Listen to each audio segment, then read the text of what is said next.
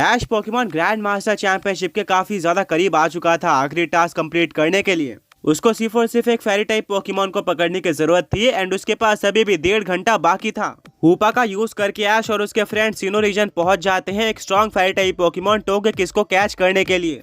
मिस्टी कहती है ब्रॉक हम सिनो रीजन तो पहुंच गए हैं, पर क्या तुम्हें अंदाजा है कि कौन से एग्जैक्ट लोकेशन पर हमें टोगेकिस मिल सकती है। ब्रॉक रिप्लाई करता है कि अनफॉर्चुनेटली मुझे इसके बारे में ज्यादा पता नहीं है, हमें आसपास के लोगों से पूछना चाहिए।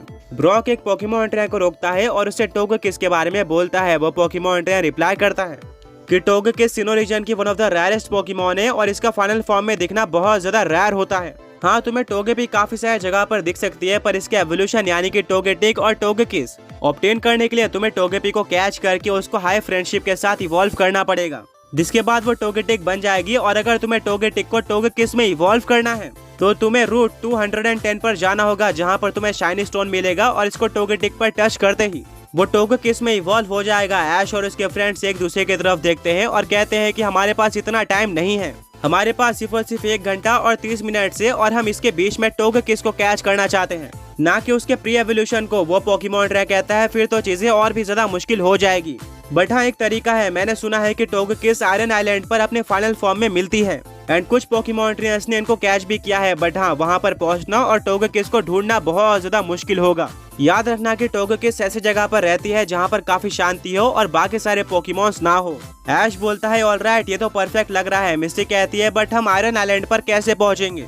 वो पोकेमॉन ट्रेनर कहता है कि पास में ही एक समुंदर है जहाँ तक मैं तुम्हें लेकर जा सकता हूँ। वहाँ पर एक डॉक होगा जहाँ पर फेरी आते जाते रहती है, इसी फेरी का यूज करके तुम आयरन आइलैंड पर पहुँच सकते हो।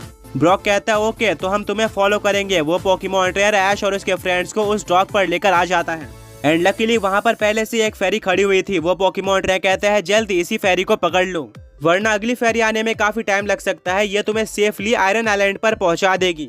ऐश और उसके फ्रेंड्स जल्दी में उस फेरी के ऊपर चढ़ जाते हैं और वहाँ से वो पोकेमॉन ट्रेनर को गुड बाय करते हैं। उसने ऐश और उसके फ्रेंड्स की काफी ज्यादा हेल्प करी थी। वेल, कुछ ही मिनट्स के ट्रैवल के बाद वो पहुंच जाते हैं आयरन आइलैंड पर। ब्रॉक टाइमर को देखता है, उनके 44 मिनट्स फेरी पर ही वेस्ट हो गए थे, यानी कि अब उनके पास सिर्फ और सिर्फ 46 मिनट्स बाकी थे, यानी कि ज्यादा टाइम नहीं बचा हुआ था। ब्रॉक कहता है जल्दी हमें टोगेकिस को ढूंढकर कैच करना होगा।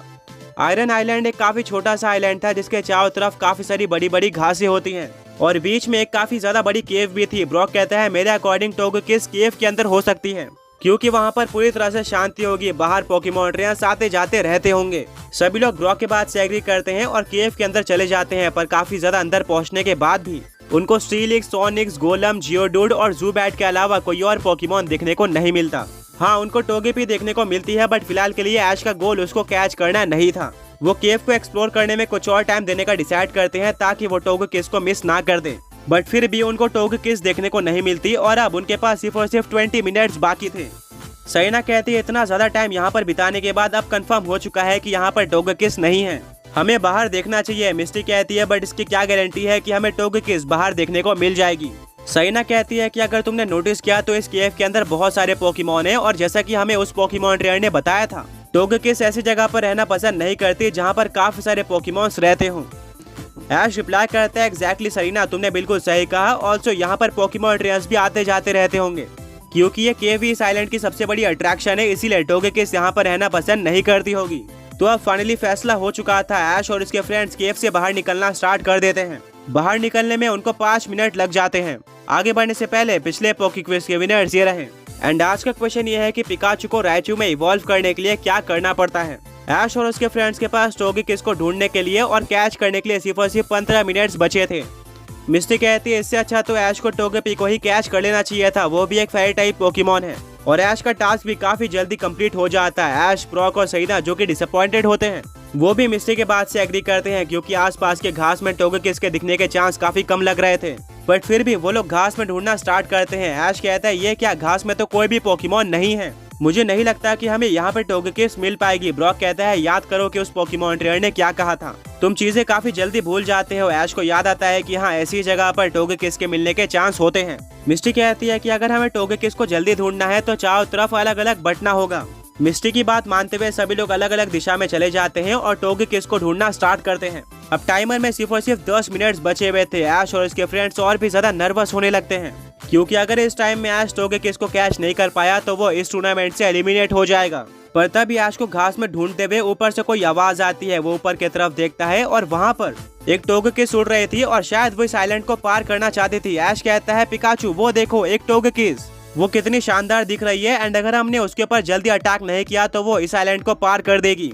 अभी थंडर अटैक का इस्तेमाल करो। पिकाचू थंडर का यूज कर देता है जो कि डायरेक्टली टोगेकिस के ऊपर लगती है एंड ये अटैक फेरी और फ्लाइंग टाइप पोकेमॉन टोगेकिस के ऊपर सुपर इफेक्टिव था, जिससे टोगेकिस काफी ज्यादा वीक हो जाती है और जमीन पर नीचे गिरती है। ऐश कहता है पिकाचू बहुत बढ़िया, अभी इलेक्ट्रो बॉल का यूज करके टोगेकिस को खत्म कर दो। पिकाचू इलेक्ट्रो बॉल का इस्तेमाल कर देता है जो कि टोगेकिस के ऊपर लग जाता है और इससे एक छोटा सा एक्सप्लोजन होता है। ये सब दूर से मिस्टी, ब्रॉक और सरीना देख रहे होते हैं और सोचते हैं कि यहाँ पर अचानक से क्या होने लगा, कहीं ऐश को टोगेकिस तो नहीं मिल गई, और वो सभी लोग उस दिशा में आगे बढ़ना स्टार्ट कर देते हैं। ऐश नोटिस करता है कि अब टोगेकिस बहुत ज्यादा वीक हो चुकी है एंड वो अपने जेब से एक पोकेबॉल निकाल कर उसके ऊपर पोकेबॉल फेंक देता है। पोकेबॉल 3 बार शेक होता है और फाइनली बंद हो जाता है, यानी कि ऐश ने टोगेकिस को कैच कर लिया था, बट अभी भी उसकी सांसें काफी तेज चल रही होती हैं।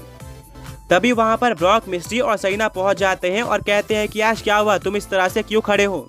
ऐश पोकेबॉल की तरफ इशारा करता है और कहता है कि फाइनली मैंने टोगेकिस को कैच कर लिया है, पर मुझे अंदाजा नहीं है कि हमारे पास टाइम बचा हुआ था या फिर नहीं। ब्रॉक टाइमर को बाहर निकालता है एंड देखता है कि उनके पास अभी भी 5 मिनट बाकी थे और ऐश ने ऑलरेडी टोगेकिस को कैच कर लिया था। ये देखकर सभी लोग सेलिब्रेट करना स्टार्ट कर देते हैं क्योंकि ऐश को पता था कि अब वो ग्रैंड मास्टर चैंपियनशिप में 100% क्वालिफाई हो चुका है।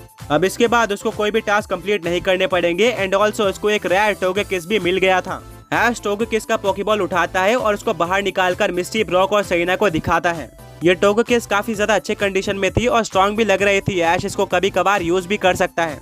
ब्रॉक कहता है ऑलराइट, अब हमने एक रॉक टाइप पोकेमॉन और 3 फेरी टाइप पोकेमॉन पकड़ लिए हैं, वो भी टाइम के अंदर। अब हमारा टास्क कंप्लीट हो चुका है और हमें दोबारा से उसी पोर्टल की तरफ लौटना चाहिए। शायद से वो होइन रीजन में था। बिना किसी टाइम वेस्ट के ऐश अपने हुपा को बाहर निकालता है और कहता है कि हुपा अभी अपने रिंग का यूज करके हमें टेलीपोर्ट करो और उस पोर्टल के पास पहुंचा दो।